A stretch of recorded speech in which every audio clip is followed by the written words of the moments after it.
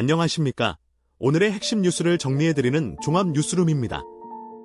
전 세계 원유 수송량의 20가 지나는 호르무즈 해협에서 4척의 화물선이 이란군의 공격을 받았습니다. 국제해상안보의 원칙이 무너졌습니다. 미국과 이스라엘 대 이란 간 10일째 이어진 전쟁 상황은 전 세계 원유 수송에 직접적인 위협을 가하고 있습니다. 미군은 이란의 기뢰 부설함 16척을 격침시키며 강력히 대응했으나 이란 이슬람 혁명 수비대 또한 가장 강렬한 작전을 개시했다고 밝혔습니다. 자유로운 국제 무역로의 안보는 국가의 경제적 번영과 직결되며 이를 위협하는 행위에는 단호한 대응이 필수적입니다. 이 사안의 다음 전개, 내일 이 채널에서 먼저 전해드립니다. 미국이 전략 비축유 1억 7,200만 배럴을 방출하기로 결정했습니다. 여러분은 국제 유가의 변동성에 대해 우려하고 계셨습니까? 미국과 이스라엘의 이란 공습 이후 국제 유가 변동성이 커지는 가운데 크리스 라이트 에너지부 장관은 도널드 트럼프 미국 대통령의 인가로 이 방안이 다음 주부터 약 120일에 걸쳐 시행될 것이라고 밝혔습니다.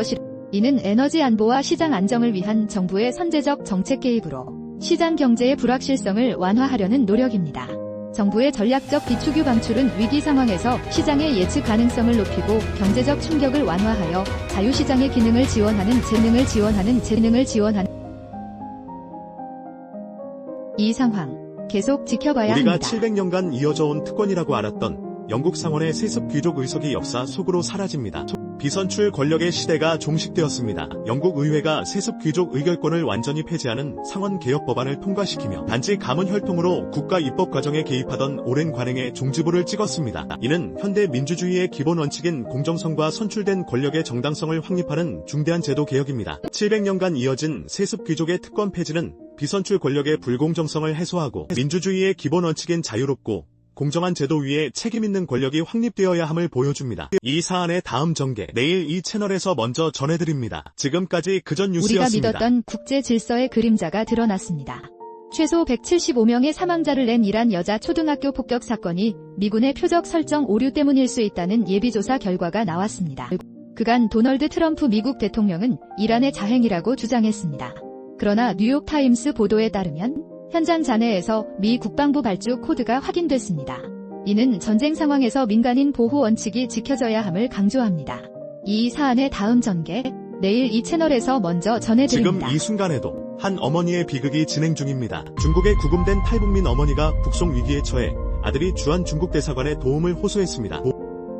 여러분은 이 사실을 알고 계셨습니까? 국제앰네스티 한국지부는 기자회견을 열고 북한 송환시 고문, 강제노동 등 심각한 인권 침해에 직면할 수 있다고 경고했습니다. 국제사회는 인간의 보편적 존엄을 위한 탈북민 인권 문제에 더 큰 관심을 가져야 합니다. 이 이슈의 더 깊은 배경, 채널에서 계속 추적하고 있습니다. 지금까지 그전 뉴스였습니다. 양문석 의원이 오늘 의원직을 상실했습니다. 대출 사기와 허위 해명글 게시 등 혐의로 재판에 넘겨진 양문석 더불어민주당 의원에게 징역형 집행유예가 확정됐습니다. 법 앞에 예외는 없습니다. 대법원의 확정 판결로 국회의원직 상실형이 최종 결정되었습니다. 공직자의 도덕성과 법치주의 원칙은 어떤 경우에도 흔들려서는 안 됩니다. 여러분의 생각을 댓글로 남겨주십시오. 모든 댓글을 읽고 있습니다. 더 깊은 뉴스 해설을 원하신다면 구독을 눌러주시기 이란 바랍니다. 정부가 열흘 넘게 이어지는 전쟁 속에 국민 통제를 초강경으로 전환했습니다. 이란은 반정부 시위 발생 시 강경 진압하겠다며 거리로 나오면 적 간주, 방아쇠 당길 준비됐다고 경고했습니다. 미국 이스라엘과의 전쟁이 계속되는 가운데 내부 혼란을 막으려는 시도로 보입니다. 이는 전시 상황이라 할지라도 시민의 자유와 인권을 과도하게 억압해서는 안 된다는 원칙에 위배됩니다. 이 사안의 다음 전개, 내일 이 채널에서 먼저 전해드립니다. 지금까지 그전 뉴스였습니다. 유가의 변동성에 대응하기 위해 1억 7,200만 배럴이 방출됩니다. 미국이 이스라엘과 이란 공습 이후 커지는 국제 유가의 변동성 속에서 전략 비축유 1억 7,200만 배럴을 방출하기로 했습니다.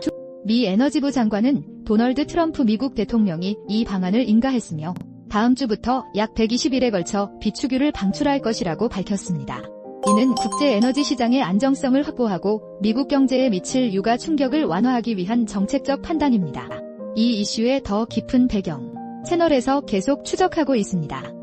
더 깊은 뉴스 해설을 원하신다면 구독을 눌러주시기 바랍니다. 오늘 준비한 소식은 여기까지입니다.